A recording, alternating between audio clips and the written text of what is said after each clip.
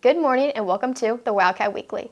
Today we'll find out where the students and staff of JHS stand on the Purdue-IU rivalry, get an insider scoop on the athletes of JHS as they prepare for their seasons to come to an end, and say goodbye to Tracy Lorey, who has dedicated 13 years of service to the greater Jasper School District. Stay tuned for this week's episode of the Wildcat Weekly.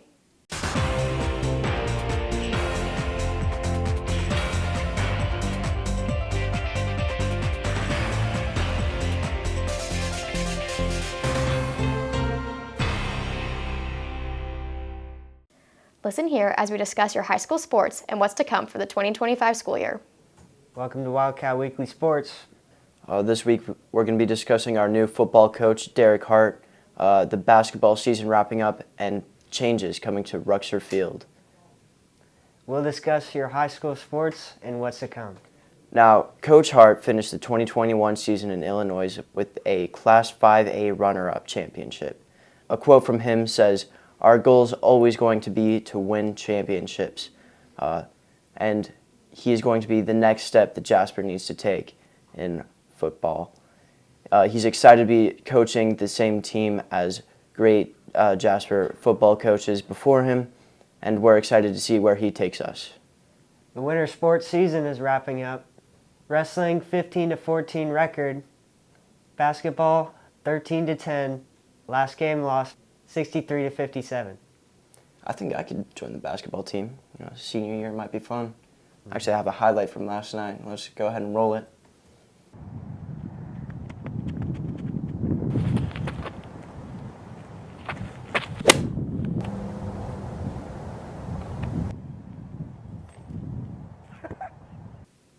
Now, Ruxer Field will have some changes coming to it. The field itself will be renamed Ruxer Field at Gobert Family Park to recognize Coach Terry Gobert, who has been involved in the baseball program since 1991. The baseball park itself will be seeing some changes coming to it with a new concrete path, a new set of bleachers, and a viewing deck, but I think the most standout addition will be the wiffle ball court planned to be added to the park. The idea for wiffle ball came from the mini wiffle ball field Coach Gobert set up outside in between the tennis courts and the parklands. Interested in video and audio editing? Well, the library has opened a room just for you. Why should people use the AV room? It's got good equipment recommended by a local teacher, and it's all brand new, so it's great to use and it's up to date too.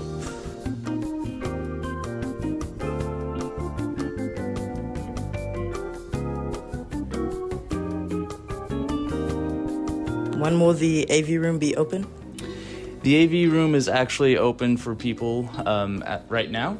All they will need to do is go online and reserve for a 4-hour block so they can use it and take additional training for the room itself too. But yeah, it's available.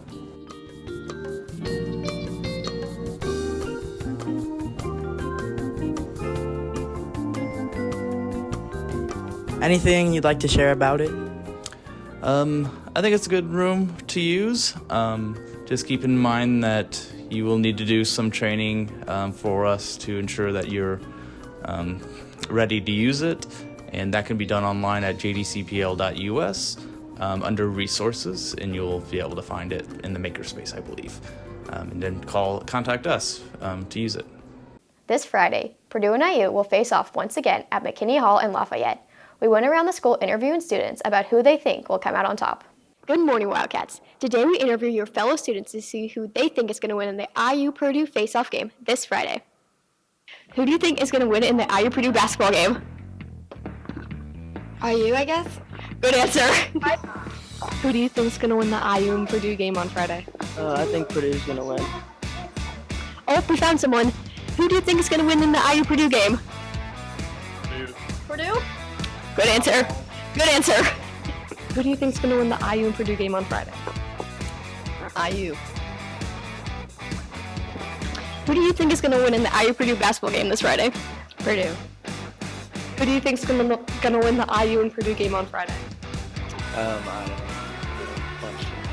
Oh my God, 2 people. Who do you think is going to win in the IU-Purdue basketball game this Friday? I don't watch basketball. IU-Purdue, who's winning? IU. IU? Coach Lee, who do you think is going to win the IU and Purdue game on Friday? IU. Who do you think is going to win in the IU-Purdue game this Friday? IU. Great answer. Who do you think is going to win in the IU-Purdue game this Friday? Nobody wins when everybody fights. Damn. Who do we think's winning in the Purdue-IU basketball game? I think they're both going to lose because they're both terrible.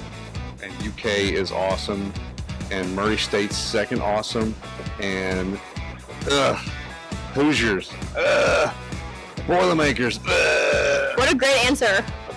Mr. Poland, do you have any opinions? IU-Purdue basketball game? No one has any opinions in the school. Everyone just said they don't know. On the IU basketball game? Yeah. Go Hoosiers. Okay, that's a good opinion. Do you think IU or Purdue will win this Friday's game? IU for sure, never daunted. How many times have Purdue and IU played each other? 115 times. No. Whoever's closest wins. 130. No. 840, I don't know. 200. Closer. 225. 330. Okay, he wins. It was 219. Okay. Who leads and wins, Purdue or IU? Purdue. Right. Who has more championship wins? IU. Yeah. What year did the schools first compete against each other? 1916. Close. No. Oh, I know what it is, man. 1915. No. 1918. 1917. No. Too high. 1914, that's what it is. 1913. No. 1911. 1912. No. 1908. No. Oh my, what? 1910. No. 1909. No. 1898. No. Higher. 1901. Yes. When was the last time the schools played each other? And who won? It was last year, March something, and Purdue won. Okay, you win. Good job. Yeah. Attention to all juniors and seniors. Prom registration and guest verification forms are now available outside of the attendance window. All forms and dues must be turned in by Friday, March 21st. All completed forms and dues can be turned in to Ms. Keish in room 202. There's been a link emailed to everyone to vote for Tyson Root as a Courier Press Athlete of the Week. The Wildcats Corner Class of 2025 t-shirt contest is still going strong with the deadline of February 6th quickly approaching. This past Monday, Officer Gomez came to speak at JHS and remind them of the dangers of social media. We had Officer Gomez come in and he talked about social media. Gomez is the school's counselor as well as the police officer in Idaho. He talked about the effects of social media and how easy it is to get encapsulated in things like having followers. Gomez ran an experiment where he made a fake account and he friended the most popular kids in the school. This experiment showed that kids accept friend requests without knowing who the people even are. With this social media account, Gomez was able to find out the type of stuff was going on and where. He was the best, and still is, at finding missing kids. His mission was to make kids feel more secure by telling them that he had friended them on social media, and that made them all cautious and going through and deleting the people they knew they didn't know. In other words, he succeeded. He did another thing with the fake account. Gomez made one about being a 13-year-old girl and caught many predators trying to meet with his fake account.